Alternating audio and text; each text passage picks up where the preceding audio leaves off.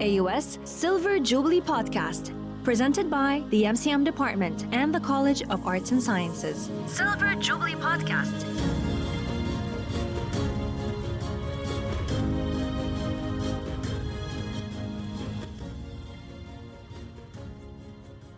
Hello and welcome. Joining me today is Dr. Susan Mumm, who has been Chancellor at the American University of Sharjah since August 2021. Dr. Mumm has held senior leadership roles in renowned academic institutions in Canada, New Zealand, and the United Kingdom. Thank you for joining me today, Chancellor. It's a pleasure to have you with us. It's a very great pleasure to be here. All right, so let me begin by asking you, what makes AUS so special? How long do you have? I mean, it could take a long time to answer that question, but a couple of things stand out to me. First of all, AUS is special because of the astounding diversity of its student body. There's students from more than 90 different countries here, and that makes us one of the top 5 in the world for student diversity. And what's also nice about that is that the students at AUS mix together. They don't stay with other students of the same nationality without blending and taking classes and socializing with students from the whole range of nationalities that are represented here. So our students are truly global, and I think that makes AUS very distinctive. The other thing I think that makes AUS so distinctive is the quality of the students we attract. We attract really ambitious, interesting students who aren't deterred by the thought that they might have to work quite hard at university and who are keen to take on a challenge. And I wouldn't say that AUS is the only university like that, but that quality is very strongly apparent in AUS students. You said AUS stands out. How do you think AUS stands out from other universities in the region? I think there's two things. One is this emphasis on the American model of higher education, which stresses two things in turn. One is the idea that students should study a broad range of disciplines, especially in their first year, so that they go into their more specialized training, into their major, with a real sense of what their options are and with a broad knowledge base. The other thing I think that makes AUS really distinctive, and again is derived from its American modeling, is this idea that what goes on outside the classroom is every bit as important as what happens in the classroom. So the emphasis on student clubs, student sports, activities, the social and emotional and cultural life of students, I think you see a much stronger emphasis on that at AUS than you do at a lot of other universities in the region. There is a very distinct quality that AUS has about its students and about the education. And I know that liberal arts is important to you. I want to ask you, what is the importance of liberal arts education in preparing those students? Well, what the liberal arts can convey is a couple of things. First of all, it's so broad that it forces everybody, it doesn't matter what their background is out of their comfort zone. So they always end up studying or reading or thinking about questions that they would otherwise never encounter. So it compels people, or at least encourages people, to become critical thinkers and to think, well, here's this information, but how valid is it? Is it universally applicable, or is it only applicable in this situation? Can I generalize from it, or can I use it to solve problems? So it's a different way of thinking about a very wide range of subjects, rather than just being narrowly focused on a single subject. That's a real strength of the liberal arts. And the other thing the liberal arts does is, ideally at least, it provides a kind of cultural education. Students read things they wouldn't otherwise have read.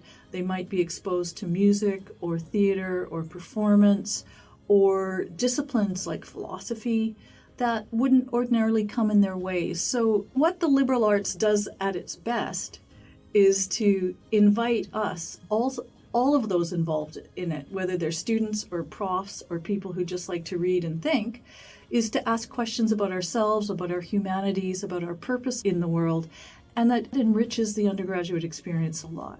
With your time here, have you seen that those students embody that critical thinking, that bigger sort of wide range thinking that you would expect from students at AUS? Well, yes. One of the things I particularly like to do is have students over to my house for dinner. And I get to meet students from a very wide range of backgrounds that way. obviously with 5,000 plus students, they can't all come to my house for dinner. But what really impresses me about the students that do is that they're involved in so many different things. They will talk with great enthusiasm about their major. They'll talk about other courses they're taking. They'll talk about what sports they're either play or they're interested in. They'll talk about their cultural club. They'll talk about their part-time job or their entrepreneurial ambitions. So you get this very well-rounded, very holistic sense that these students are fully realized human beings. They have so many aspects to their personalities and so many aspects to their interests at a time when that's not always guaranteed in people in that age range. As Chancellor, I think you've probably gotten this question a lot, but could you tell us where you see or hope to see AUS in, let's say, 5 years? I think the thing to emphasize is that AUS is on the right path. It has been on the right path since it was founded 25 years ago. But what I would like to see is AUS enhance all of its strengths. It's already strong at ensuring student success, but we can do that better. It's already strong at giving students lots of choice, whether that's what they want to study or what they want to do in their extracurriculars. But we can do more. It's strong in supporting faculty research, but again, we can go further in assisting our faculty to be the outstanding researchers that we know this country and this region need. And finally, the other area I'd like to see us enhance our already existing strengths is in the area of sustainability. We stand out in the region for our commitment to sustainability. Let's push it further. I mean, that's brilliant, especially with the climate problems and the problems of sustainability around the world. AUS is already doing so much with the Sustainability Office and BIA and its collaboration with all these great organizations. Now, tell me, if you were to choose one thing you'd like to change, what would it be? If I could shut my eyes and wave a magic wand, I think what I would do is I would make AUS even better at creating an optimal environment for students, where student success and student choice are at the center of every decision the university makes. Because like any university, we can get caught up in the bureaucracy or what the software will let us do. And if I could say, let's just smooth these pathways and make the routes to success simpler and more straightforward for our students, we'll get there. But I wish we were there right now. Could you tell me more about how you envision that? Well, you might have noticed that one of the things we did this year was open a one-stop shop for some student services, where students could come to one central location in the main building to get help with a whole range of issues that students routinely encounter: financial issues, scholarships, housing. And that's a really good step, because what we don't want is to send students all over campus trying to get their questions answered. Students should have two really central focuses in their student life. One is their college or their school, which is their academic home, and in many ways their social home as well. But also when they have administrative or bureaucratic or kind of life management problems, the simpler and more streamlined we can make that, the more successful our students will be. I know you've probably encountered a lot of students on campus, but not everyone, because we have a large student body here. But how would you describe the AUS student? Again, how long do you have? I think, as you say, it's hard to generalize. There's over 5,000 students at AUS. But there are some characteristics that really stand out. One is that the students are ambitious. They're courageous, they tackle new challenges, and they don't seem to be fazed by the idea that sometimes universities are going to press them really hard to sort of go to their limits and even beyond their limits. And so they seem to me to be courageous, adventurous, and ambitious. And what I think that tells me is that they're going to be able to tackle anything that the future throws at them. There is a sort of resilience to the AUS student. Resilience is a very good way to describe it. And resilience is so important because, of course, nobody's life is flawless and perfect and without difficulties. It's learning to pick yourself up after a mistake and get back on track. And our employers tell us we are ranked number 1 in the country for the quality of our graduates.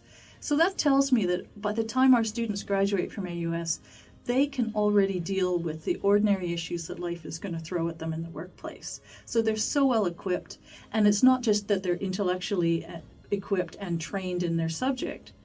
They're equipped psychologically and socially to deal with the workplace, to deal with difficulties, and to cope, and not just cope, but to enjoy the challenges.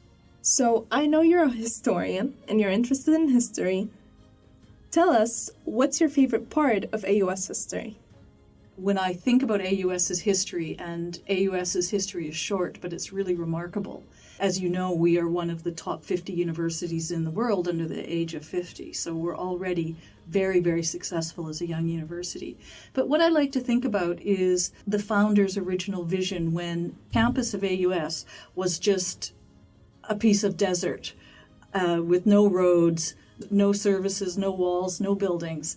And he had this idea that not only would there be this very unique university here, but that it would be at the heart of a university city where all kinds of education would be offered for students whose needs and interests were different.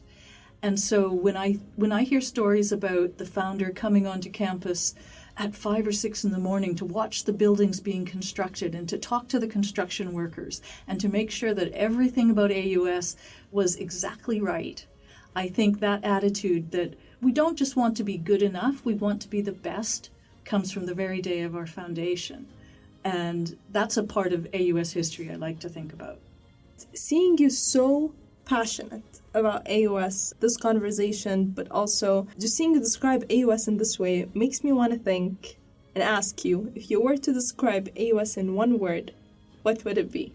Amazing. And now I'm going to expand on that one word and cheat a little bit. It's amazing because the students are exceptional, the commitment of the faculty is exceptional, the beauty of the campus is exceptional. I've never met anyone who's come to AUS and didn't say, oh, this is so much more fantastic than I ever thought it was going to be. Is there something you'd like to share with the AUS community? I think there is one thing, and it took me decades to learn it. And if somebody had told me this when I was 21, I don't know if I would have listened, but if I had, it would have been a good thing. I would like to encourage everybody to push beyond their current comfort zone. So, for example, if you get an opportunity that excites you, but at the same time it makes you anxious and you're not quite sure you can succeed at it, say yes to that opportunity, because you won't know if you don't try it. And what that can result in is a wonderful string of opportunities that just fall into your way because you become known as somebody who's not afraid to take risks, who's not afraid to try something new, and who takes that adventurous quality that I see in our undergraduates and applies it to every part of their lives. And the programs here at the AUS, whether it's extracurriculars or our majors, I feel that they always push the students to somehow do something bigger than what they thought they could do. I think that's the true secret of successful higher education, is students don't come in expecting to be transformed and changed, but if the university is doing its job right, that's exactly what happens. They leave different people than they came. Thank you so much for joining me today, Dr. Mumm. It's been a pleasure. We're glad to have you here, and hopefully we'll have another talk. Thank you. Thank you so much. AUS Silver Jubilee Podcast, presented by the MCM Department and the College of Arts and Sciences. Silver Jubilee Podcast.